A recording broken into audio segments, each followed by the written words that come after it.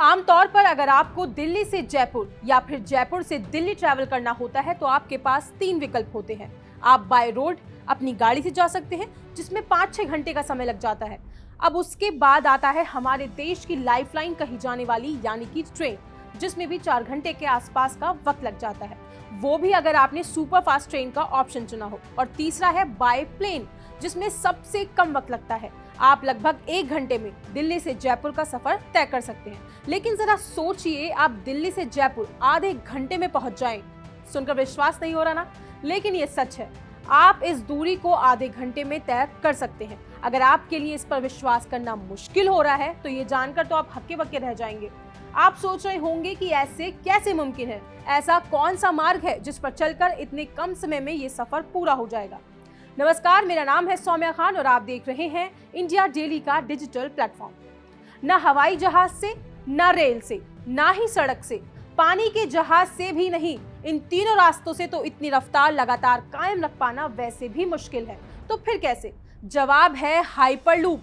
अब सवाल ये है कि आखिर ये हाइपरलूप क्या है, क्यों ये इतना चर्चा में है, कैसे काम करता है, कब तक ये बनकर पूरा हो जाएगा, ऐसी कौन सी टेक्नोलॉजी है इसमें जिसकी वजह से इसकी स्पीड की इतनी तेजी है। एक एक करके सब जवाब आपको यहीं मिलेंगे। कुर्सी की पेटी बांध लीजिए और कहीं मत जाइएगा, क्योंकि वीडियो के अंत तक आप अपने बेहद काम की खबर जानने वाले हैं। सबसे पहले हाइपरलूप की डेफिनेशन को समझिए। आखिर ये हाइपरलूप क्या है और किसे कहते हैं। भारत में रेल यातायात को सुगम और तमाम सुविधाओं से लैस बनाने को लेकर भारत सरकार लगातार कोशिश कर रही है। इसी का नतीजा है कि सरकार बुलेट ट्रेन प्रोजेक्ट पर काम आगे बढ़ाने के बाद अब हाइपरलूप ट्रैक टेस्ट करने जा रही है। ये ट्रैक आईआईटी मद्रास की मदद से बनाया गया है, जो कि 410 मीटर लंबा है। दुनिया के कई देशों में इस सपने को जमीन में उतारने की कोशिश सही दिशा में चल रही है। इनमें भारत भी शामिल है। इस हाइपरलूप में 700 किलोमीटर प्रति घंटे की रफ्तार से कार दौड़ सकती है। हालांकि ये कार कोई आम कार नहीं होगी, ये होंगी बिल्कुल ही अलग साइंस फिक्शन फिल्मों जैसी पॉड्स या कैप्सूल्स, जिनमें बैठकर यात्री सफर कर पाएंगे। आखिर ये हाइपरलूप काम कैसे करता है? हाइपरलूप एक तरह का बेलनाकार यानी कि सिलेंड्रिकल रास्ता है जो अंदर से खोखला होता है। इसके अंदर एरोडायनेमिक पॉड्स या फिर कैप्सूल्स काफी रफ्तार में दौड़ेंगी। एरोडायनेमिक पॉड्स तेज हवाओं में भी तेजी से चलने में मदद करता है। लेकिन आप कहेंगे कि इसके लिए हाइपरलूप बनाने की जरूरत क्या है, ये काम तो जमीन पर भी हो सकता है। यही पेच है। हम जानते हैं कि कोई भी चीज जब किसी सतह पर चलती है तो उसे घर्षण यानी कि फ्रिक्शन का सामना करना पड़ता है। इस कारण उसकी रफ्तार घट जाती है।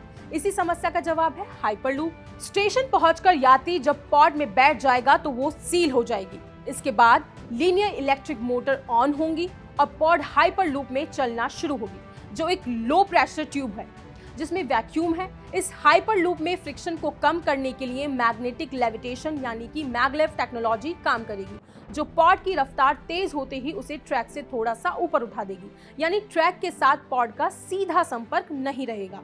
इसका मतलब है कि घर्षण भी नहीं होगा, और चूंकि इस लूप के अंदर वैक्यूम होगा, इस वजह से भी रफ्तार कम नहीं होगी। इससे पॉड को मिनिमम फ्रिक्शन के साथ काफी तेजी से दौड़ने में मदद मिलेगी और कुछ ही क्षणों में वो तूफानी रफ्तार में आ जाएगी।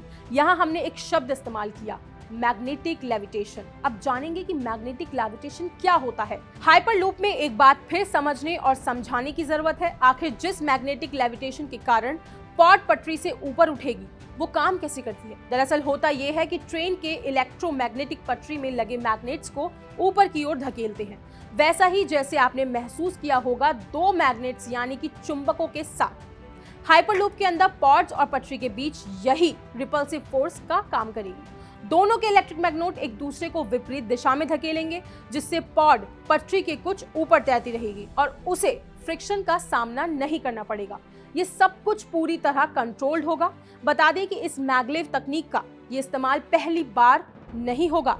इस तकनीक से ट्रेन चीन, जापान, दक्षिण कोरिया और जर्मनी में काफी समय से दौड़ रही हैं। आखिर ये आइडिया कहां से आया, तो इसको भी जान लेते हैं। जो कल्पना महज साइंस फिक्शन मूवीज तक ही सीमित थी, अब वे हकीकत बनने जा रहा है। दुनिया के सबसे अमीर आदमी एलन मस्क ने साल 2013 में इस विचार को जमीन पर उतारने की दिशा में पहली बड़ी कोशिश की थी। इसके लिए 2014 में मस्क ने एक कंपनी बनाई, हाइपरलूप वन। बाद में कंपनी का नाम बदलकर वर्जिन हाइपरलूप कर दिया गया। बिना यात्रियों के 400 से ज्यादा टेस्ट रन के बाद 8 नवंबर 2020 को पहली बार इसका ह्यूमन ट्रायल हुआ। बाद में इसके जोखिम को देखते हुए योजना पर ब्रेक लग गया और कंपनी भी कई कारणों की वजह से बंद हो गई। कंपनी तो बंद हो गई, लेकिन इसने बाकी दुनिया को ट्रैवल करने की एक और तकनीक दे दी। क्या है चुनौतियां और जोखिम? इस सिस्टम को बनाने के लिए सैकड़ों किलोमीटर लंबी लो वैक्यूम ट्यूब्स बनानी होंगी। कहीं पर एक छोटी सी क्रैक या हवा के लीक होने से भयानक दुर्घटना भी हो सकती है। अगर बिजली की सप्लाई में जरा भी दिक्कत आई तो भी भारी तेजी से दौड़ रही पॉड्स के साथ बड़ा हादसा हो सकता है। इसे भूकंप रोधक भी बनाना जरूरी होगा। इस पूरे प्रोजेक्ट के लिए बड़े पैमाने पर बुनियादी ढांचा तैयार करना पड़ेगा। ये तो बस कुछ बुनियादी चुनौतियां हैं। टेक्नोलॉजी के स्तर पर चुनौतियां अलग ही स्तर की हैं, जिनसे निपटने का काम चल रहा है। मुश्किल भले ही कई हो, लेकिन इसके फायदे भी कम नहीं है। हाइपरलूप टेक्नोलॉजी के सफल होने से न केवल यात्रा सुगम और तेजी से बढ़ेगी, बल्कि ये एनवायरनमेंट के लिए भी बेस्ट रहेगा। फ्रिक्शन ना होने की वजह से इसमें ऊर्जा की खपत कम होगी। ट्यूब में पॉड्स के चलने के कारण मौसम खराब होने का इस पर असर नहीं होगा।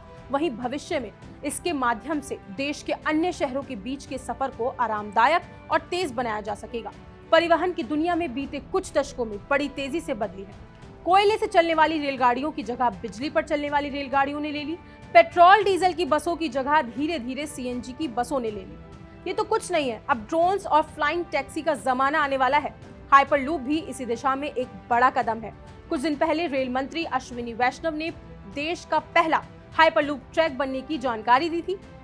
उन्होंने इस प्रोजेक्ट का वीडियो शेयर करते हुए बताया कि हाइपरलूप तकनीक देश के परिवहन के तरीके को पूरी तरह बदल देगा।